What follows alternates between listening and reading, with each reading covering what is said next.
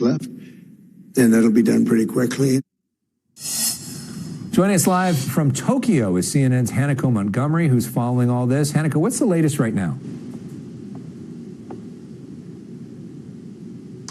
Yeah, Alex, we are still trying to confirm the exact details as to what exactly happened on that Prince Sultan Air Base in Saudi Arabia, but we know that at least 10 U.S. service members were injured, 2 suffering from shrapnel wounds, though according to a U.S. official who spoke to CNN, these were non-life-threatening injuries. Now, we also know that several others were, quote, impacted, though the nature of what happened to them was not immediately clear. Now, we also know that a refueling aircraft was also damaged in these attacks, and again, we are trying to ascertain more details as to what happened to those service members, how they're dealing with this attack right now. Now, this also comes amid Iranian attacks in Tel Aviv and Israel on Friday night. I think you can see some images here of several buildings and shops really severely damaged as a result of these attacks. Reuters has reported, however, that no casualties have been confirmed or reported. But I should mention that in a separate cluster munition strike on Friday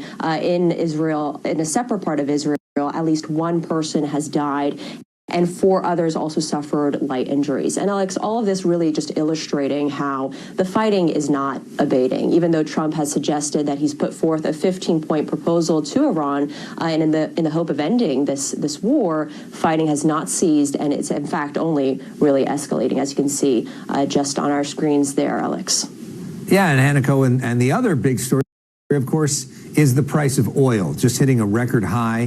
What is President Trump saying about that, about the Strait of Hormuz? Yeah, Alex, we know that the Strait of Hormuz is a critical bargaining chip for the president. He's repeatedly suggested that if this key waterway does not open up, that he will attack Iranian energy sites. Though he has extended a self-imposed deadline of those strikes to April 6th, now that he says talks with Iran are on the table and are ongoing. But just a few hours ago, we heard President Trump also suggesting again that the Strait of Hormuz is really, really key to ending this war. Listen to this.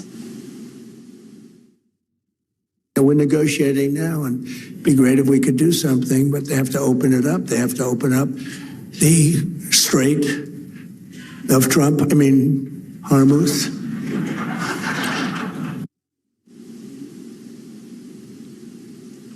And I mean, what a Freudian slip there, Alex. But really, again, all of this contributing to the fact that we're getting kind of mixed messaging from the White House. Trump suggesting that there are a couple thousand more targets to eliminate in this war, while the Secretary of State, Marco Rubio, suggesting that this war could end in a matter of weeks.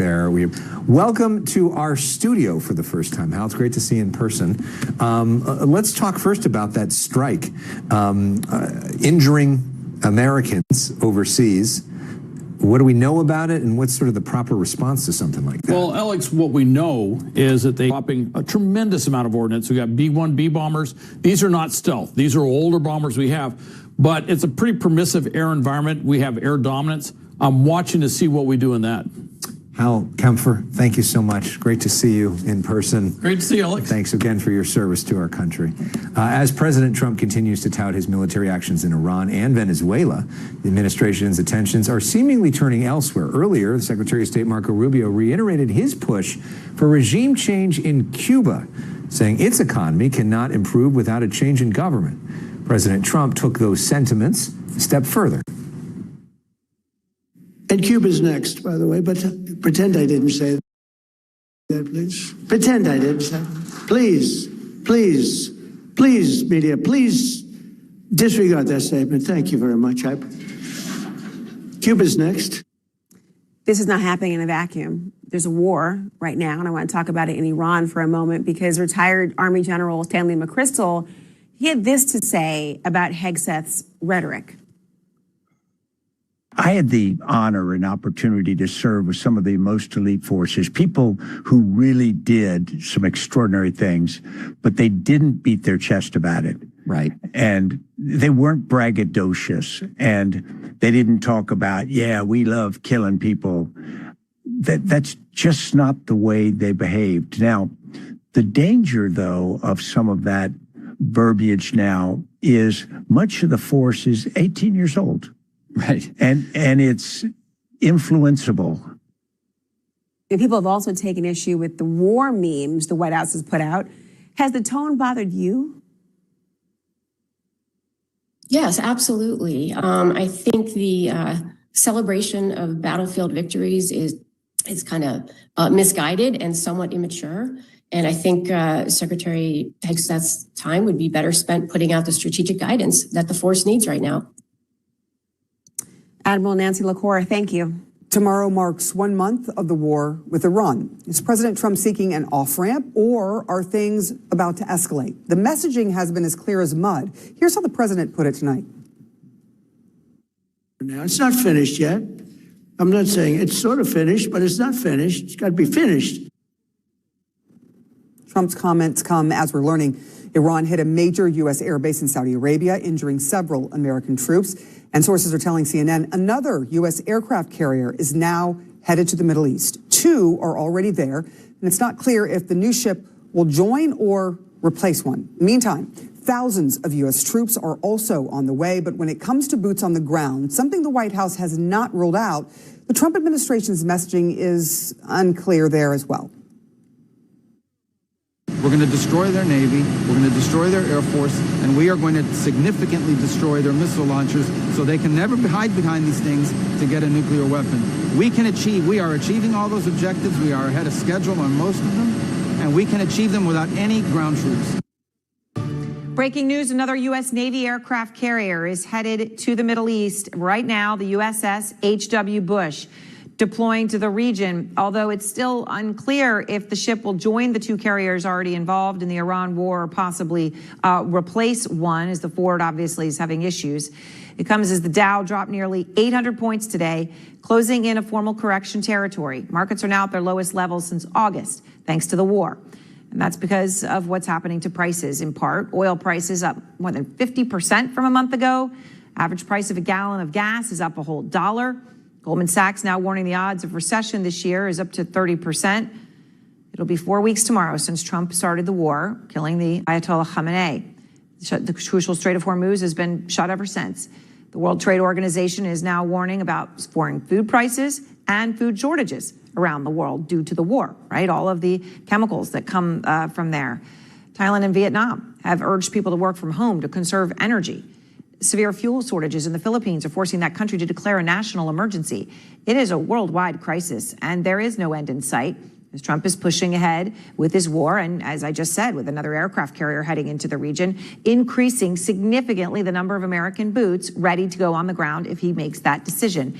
And Iranian state media has released this satellite image, which shows what a U.S. official also described to CNN as a tanker aircraft that was damaged in this attack. The extent of it still remains to be seen as we're working to learn more from what U.S. officials know this hour. And this comes as tomorrow marks 1 month since this war has started. CNN has learned that another U.S. aircraft carrier, the USS George H.W. Bush, is now heading to the Middle East. That's on top of the 2 American carriers that are already in the region. It's not clear right now if the Bush is going to replace one of those or simply join them, as we are seeing U.S. forces amassing in the region. The U.S. military is still hitting targets in Iran. According to CENTCOM, they're trying to eliminate Iran's ability to strike beyond its borders. You can see why that matters. Tonight's strike on the airbase in Riyadh, just south of Riyadh, proves that very point, and that Iran does still have the ability to at least hit its neighbors. So do scenes like this, where CNN crews were in Israel witnessing Iranian cluster munitions exploding in the sky over Tel Aviv. The president, who was in Miami tonight speaking to investors at a Saudi investment forum, put a hard number on the work that he says he still wants the U.S. to complete in Iran.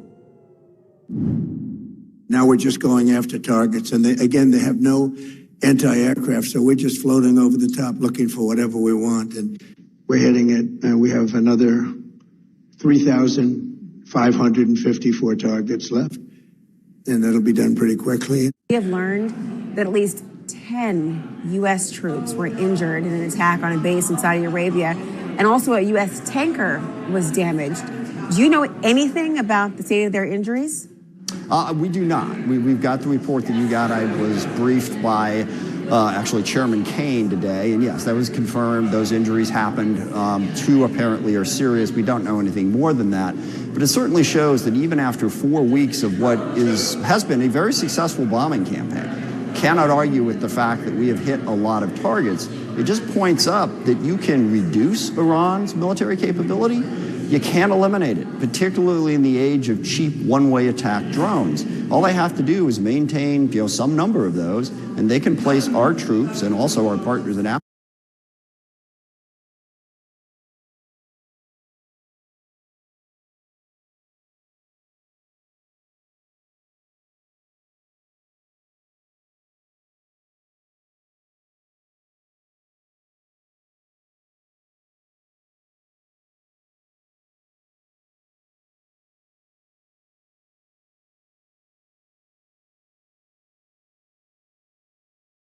Allies in the region. More, he says weeks, not months, his words, and without any boots on the ground. Listen to this. We're going to destroy their factories that make missiles and rockets and drones. We're going to destroy their Navy. We're going to destroy their Air Force. And we are going to significantly destroy their missile launchers so they can never hide behind these things to get a nuclear weapon. We are achieving all those objectives. We are ahead of schedule on most of them. And we can achieve them without any ground troops, without any. Now, based on the information you've been briefed on, Congressman, is his assessment accurate that no boots on the ground are needed? Well, I think for what he just said, that's probably true if you want to degrade Iran's capability, to be sure. But I don't agree with his point about this will eliminate the threat, and this will make sure that Iran can't pursue a nuclear weapon. They'll maintain their ballistic missile capacity to some degree and their drone capacity to some degree. They will be protected from that. So I don't know that we accomplish the ultimate objective. The ultimate objective is to stop Iran from ever getting a nuclear weapon, to stop their ballistic missile program, and to stop their support for proxies in the region. Even another 2-3 weeks of bombing, I don't see that we get to that point. Now, from what I've heard from briefings we've got this week, it seems like the Trump administration is not inclined to use ground troops. So that's good news. But I question whether or not the bombing campaign is going to achieve the objectives that started this war in the first place. You know, Congressman, I sat down with a colleague of yours, a Republican colleague, Congresswoman Nancy Mace. She expressed frustration over what she learned at a classified briefing just earlier.